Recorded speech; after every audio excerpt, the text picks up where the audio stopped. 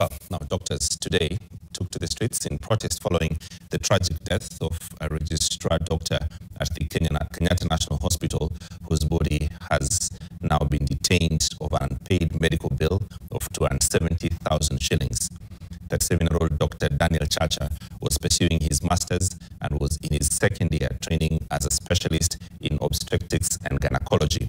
The Kenya Medical Practitioners, Pharmacists and Dentists Union has condemned the hospital actions, highlighting the plight of doctors working without formal employment, as the Social Health Authority only catered for a fraction of the medical bill. Placards, vuvuzelas, and whistled. The doctors took to the streets not only to protest the detention of their colleague's body, but also to demand urgent action to a wide array of issues affecting healthcare workers.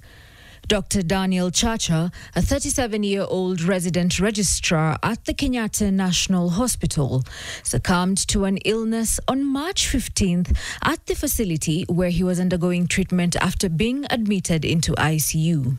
When we reached out to SHA, they said those tariffs are gazetted by Parliament. We need to go to Parliament. KMPDU says this is not the first of such, as doctors are failing to receive the same services they offer. Because Kenyatta does not recognize registrars as their employees.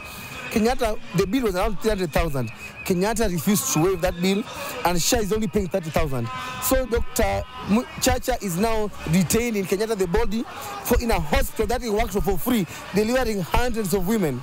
We have to fundraise as a union and doctors to get him out. So when you have no money, that means then you only want to pay net salaries. So that means KRA is not paid, pension is not paid, SHA is not paid, nothing is paid. So it appears that now that you're just a worker who's just there as a physical being, but your benefits, whenever something happens, it's not taken care of. The union has accused the government of shortchanging them. The systemic issues, such as lack of payment of medical interns according to the 2017 collective bargaining agreement, and the lack of absorption of universal health coverage staff, continues to bite. Tuliweza kuajiriwa miaka 5 iliyopita, na siku ya leo tumeweza kuja hapa kuandamana kwa sababu tuko na matakwa mawili.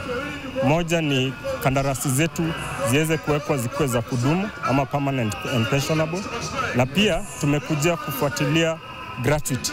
It is yet another cycle of demonstrations for healthcare workers in the country.